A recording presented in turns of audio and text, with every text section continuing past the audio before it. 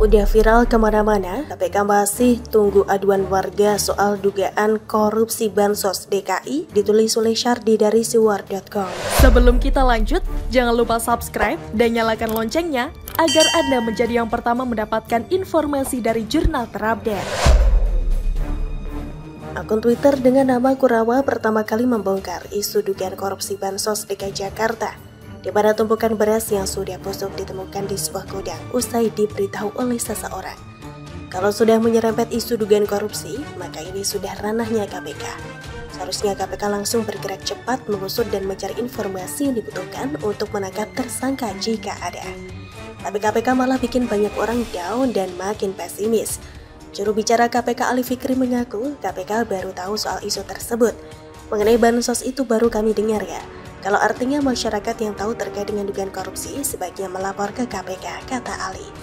Ali mengatakan masyarakat yang tahu soal dugaan korupsi bansos itu seharusnya melapor ke KPK sehingga ada komunikasi lebih lanjut. Silakan melapor sehingga nanti bisa komunikasi lebih lanjut antara KPK dengan pelapor, kata Ali. Sejak kapan kasus ini mirip kayak delik aduan? Paham delik aduan itu apa? Dalam perkara pidana ada dua jenis delik, yaitu delik biasa dan delik aduan. Delik biasa adalah delik yang dapat diproses langsung oleh penyidik tanpa perlu persetujuan dari korban atau pihak yang dirugikan. Meskipun korban sudah mencabut laporannya, penyidik tetap bisa melanjutkan proses perkara tersebut. Contohnya kasus pencurian, pembunuhan, perampokan, penipuan, dan lain-lain. Sedangkan delik aduan adalah delik yang hanya bisa diproses penyidik jika ada pengaduan atau laporan dari korban. Jadi, kasus ini baru akan ditindaklanjuti jika ada pengaduan. Jadi kalau KPK mempersilahkan masyarakat melapor soal dugaan kasus korupsi Bansos, bukankah itu sama saja dengan delik aduan? Harusnya KPK langsung gerak cepat mengusut, bukan menunggu dengan pasif. KPK harusnya jemput bola dan segera bergerak sebelum pelaku melancarkan aksi bersih-bersih barang bukti. KPK makin kesini memang makin banyak blunder, makin kesini rapor merahnya makin banyak. Publik makin pesimis dengan KPK saat ini sejak pengusutan kasus Formula E yang tidak kunjung menuju ending. Bahaya kalau perkara korupsi harus menunggu laporan dari masyarakat dulu. Apalagi dalam hal ini sudah viral dan diketahui banyak orang. Masa harus tunggu laporan lagi? Jika berdasarkan delik aduan, jika ada tindak pidana korupsi apapun, KPK seperti merasa tidak wajib melakukan penyelidikan karena harus tunggu laporan dari masyarakat dulu. Kecuali misalnya kasus ini belum ada yang tahu dan harus menunggu laporan dari masyarakat, ini masih bisa diterima logika. Sedangkan kasus yang diungkap oleh Kurawa ini sudah menyebar kemana-mana, viral dan sudah dibaca hingga 4 juta akun. Media besar pun mulai memberitakan, artinya ini sudah masif. Adalah konyol masih belum mau bergerak dan menyuruh warga bikin laporan. Terkesan KPK setengah hati atau bertele-tele. Kalau dugaan korupsi sudah viral, seharusnya langsung bekerja. Jangan menunggu masyarakat mengadu, apalagi kerugiannya mencapai triliunan rupiah, bukan ratusan ribu perak. Gimana masyarakat mau percaya dengan KPK kalau responnya begini? Ali juga mengimbau kepada masyarakat yang tahu soal dugaan korupsi agar tidak menyampaikan lewat media sosial. Tidak kemudian disampaikan di ruang publik atau media sosial yang justru kontraproduktif dengan upaya-upaya memang benar ada dugaan korupsi, kata Ali. Masalahnya kadang masyarakat sudah pesimis dan capek. Tahu nggak? Banyak yang merasa kasus baru akan diusut kalau sudah viral. Kalau belum viral, percuma dilaporkan. Banyak kejadian di lapangan, belum viral, kasus yang dilaporkan malah dianggap receh, dipandang remeh. Begitu viral, barulah sibuk dan mendadak bergerak cepat mengusut. Sampai-sampai ada guyonan dari netizen, kalau belum viral, jangan harap diusut. Saking pesimisnya mereka sampai berpikir begitu. Ada gak yang merasa KPK seperti melempem kalau sudah berurusan dengan dugaan korupsi di DKI, Formula E dan sekarang dugaan korupsi Bansos? Ayolah KPK, tunjukkan taringmu. Menggarap Lukas NMB saja bisa meskipun pendukungnya brutal, kasar dan sempat terjadi kerusuhan.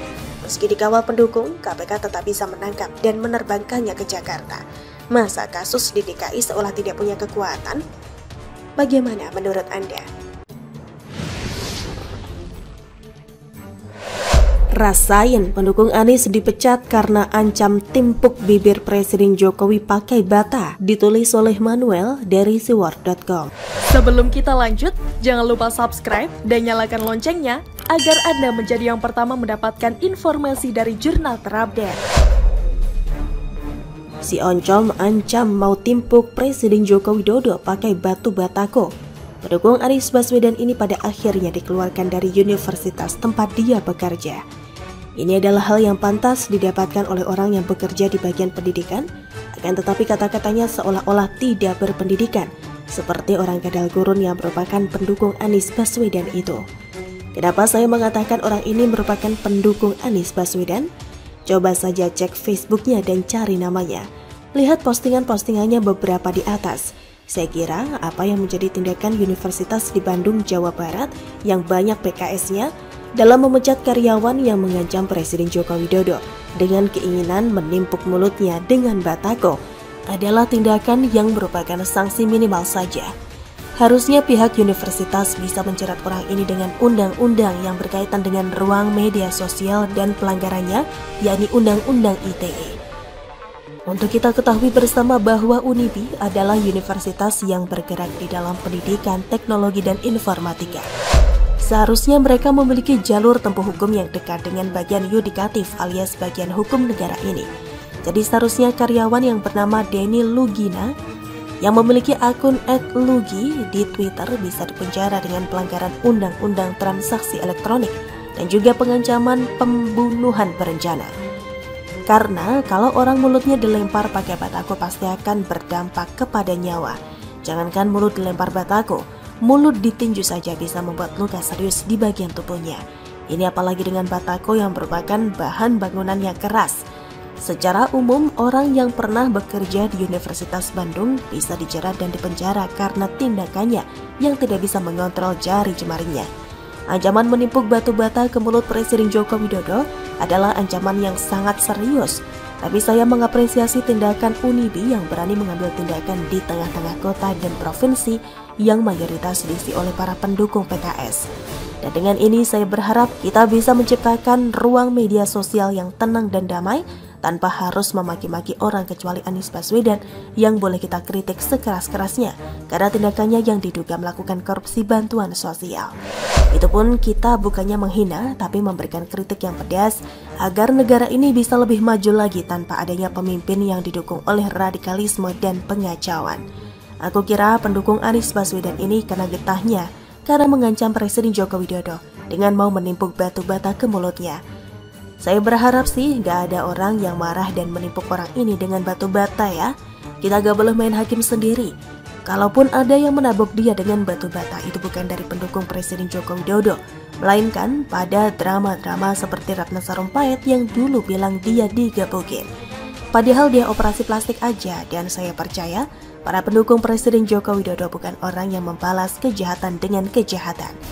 Karena yang seperti itu hanyalah pendukung Anies Baswedan saja yang ingin membuat drama-drama narasi PKI yang ternyata basi. Semoga dengan artikel ini kita bisa menciptakan ruang media sosial yang teduh dan memberikan kritik yang benar, bukan sekedar makian dan ejekan. Tapi dipecat dari kampusnya sih saya senang ya.